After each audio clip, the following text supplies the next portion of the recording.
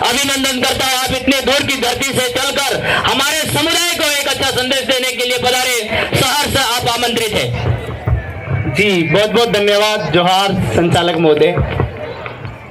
साथियों एक बार मेरे साथ बोलेंगे, जय जोहार का नारा है। मन्नारे जगदीश पांडोर को जोहार नमन। हमारी मूल निवासी आदिवासी समाजों में जन्मे जितने भी महापुरुष है, किसान मजदूरों को, उनको जोहार नमन। और अपनी बात शुरू करने से पहले मैं मन्नारे जगदीश पांडोर भाई को, जिन्होंने भील प्रदेश की इस लड़ाई को उदयपुर से आगे, आप लोग बात करते हो भीलवाड़ा, कोटा, बूंदी, जालोर, सिरोही और अजमेर की और जयपुर तक के इस लड़ाई को लेके गए, उस मन्नारे जोहार, उनको प्रणाम करते हुए मन्नारे जगदीश पांडोर भाई की एक बात को मैं, हम लोगों की जो शुरुआत हुई, भीलवाड़ा में राणा पूंजा की मूर्ति लगानी थी और सब कुछ तैयारियां हो गई। उद्घाटन का दिन था।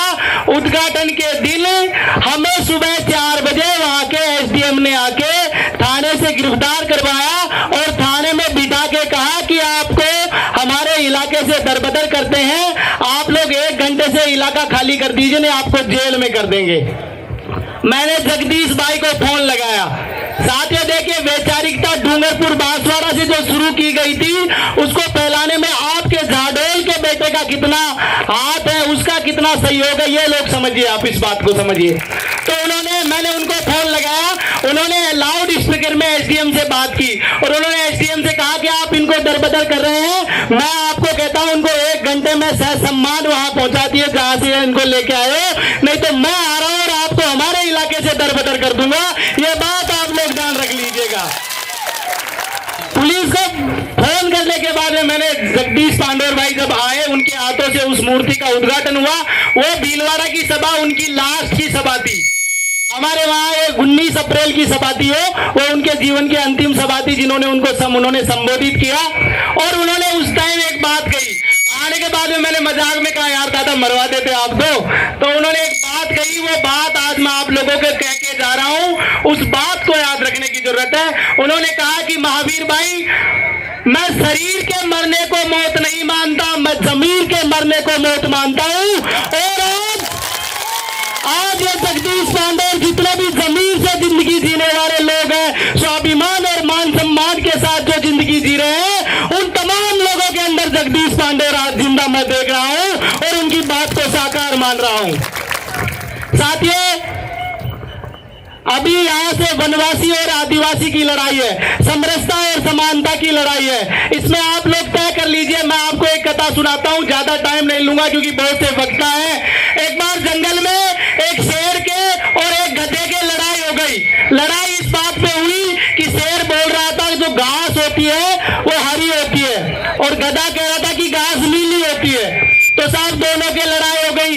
तो न्याय के लिए वो उस राजा के पास पहुंचे, जंगल के राजा के पास। तो राजा ने कहा, बोला भाई मैं न्याय तो कर दूंगा, लेकिन जो मैं सजा मंजूर करूंगा वो जो अगर गलत होगा उसको सजा पाना होगा। तो बोला जी ठीक है, जो आप सजा मंजूर करेंगे वो गलत आदमी जो हम में से होगा वो सजा पाएगा।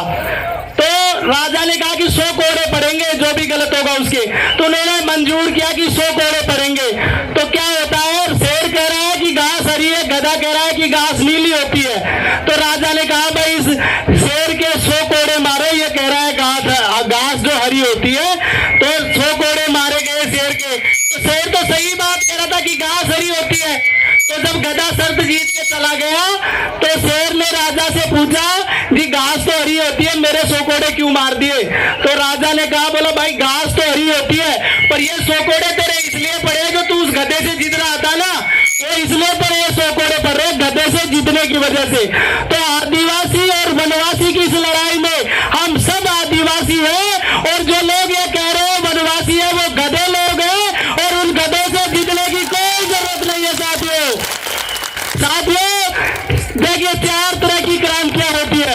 एक व्यक्तिगत क्रांति होती है, एक आपके सामाजिक क्रांति होती है, एक राजनीतिक क्रांति होती है और एक सांस्कृतिक क्रांति होती है।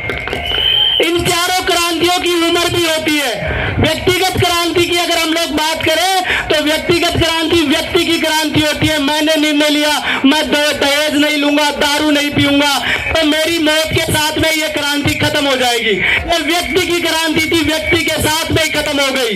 दूसरी क्रांति होती है समाज की क्रांति, जिसमें समाज ने निर्णय लिया डीजे नहीं बजाएंगे, दारू नहीं पिएंगे, और उसमें कुछ लोग आगे गए बोला दहेज नहीं देंगे, तो कुछ लोगों ने कहा भाई हम तो पैसे वाले, हम तो दहेज देंगे। तो समाज की क्रांति की भी कोई ज्यादा उम्र नहीं होती।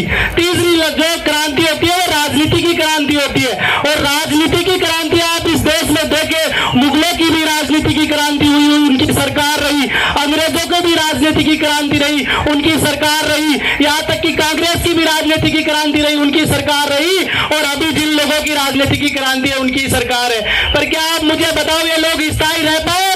हर बार बदल दिए जा रहे हैं ना, मुगल गए, अंग्रेज गए, कांग्रेस गई, और ये भी जाएंगे, और ये तो ऐसे जाएंगे कि फिर लौट के भी नहीं आएंगे।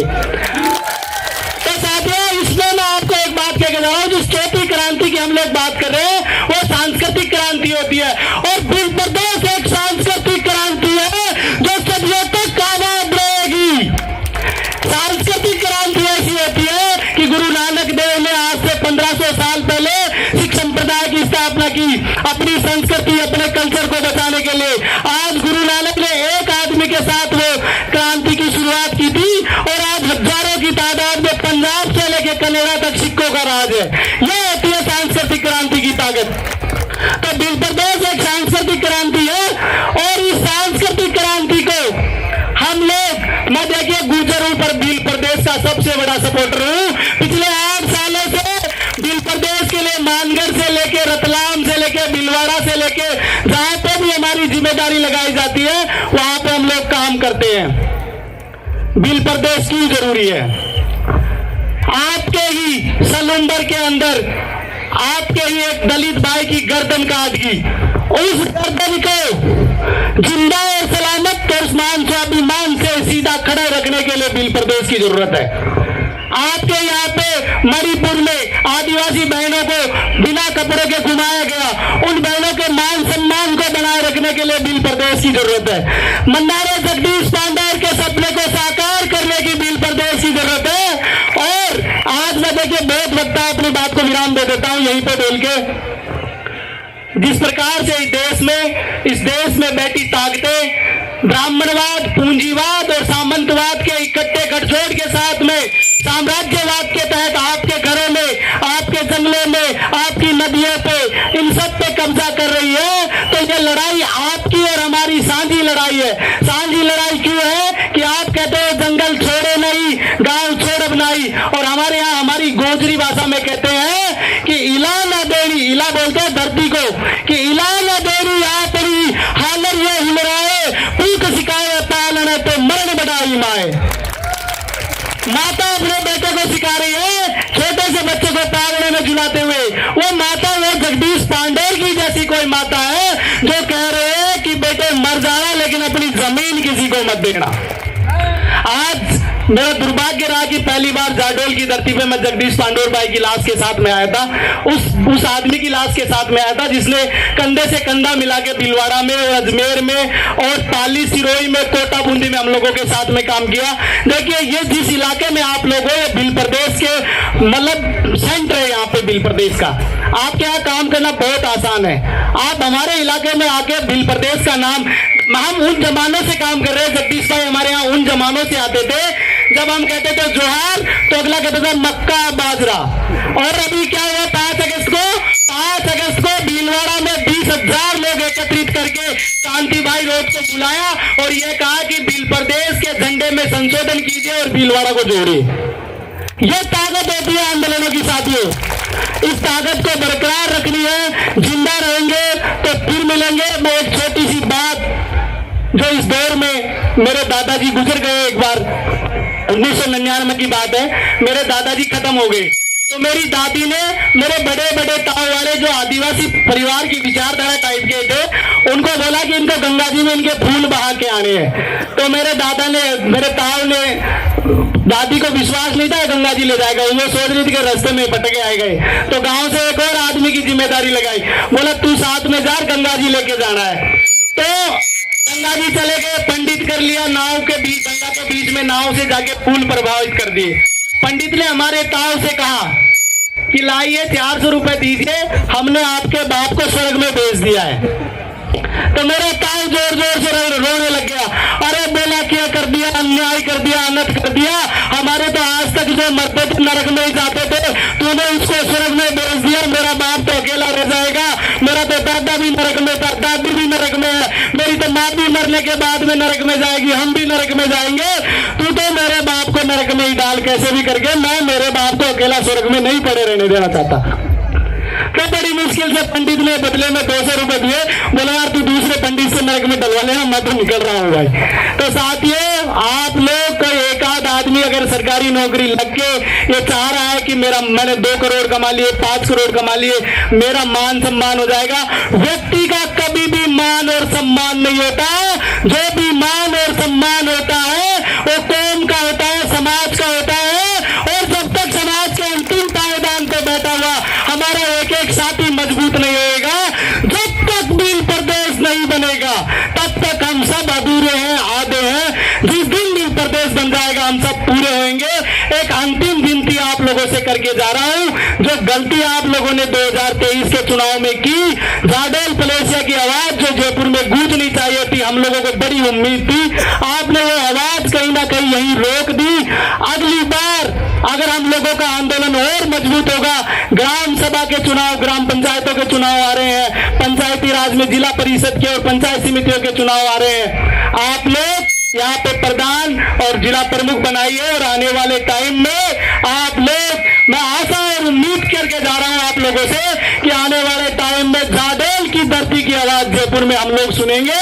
मैं यहाँ पे खड़ा रहूं कि हमारा भाई एमएलए बन के आ रहा है और मेरे घर पे चाय पीने आ रहा है, तब मैं मान के चलूं कि आज आप लोगों का ये जो मीटिंग है ये सफल होगी। आप लोगों ने मुझे टाइम दिया, मान सम्मान दिया, सुना, उसके लिए आप तमाम साथियों का दिल की गहराइयों से बहुत बहुत धन्यवाद, आभार। एक नारा लगाते हैं जाते जाते, जो मेरा और आप लोगों का सपना है। मैं बोलूंगा मान रहे, सम्मान रहे, आप लोग बोलेंगे दिल प्रदेश का नाम रहे। अरे मान रहे, सम्मान रहे, मान रहे, सम्मान रहे, दिल प्रदेश का नाम रहे। जोहार, धन्यवाद, आभार, जय बिल प्रदेश। महावीर जी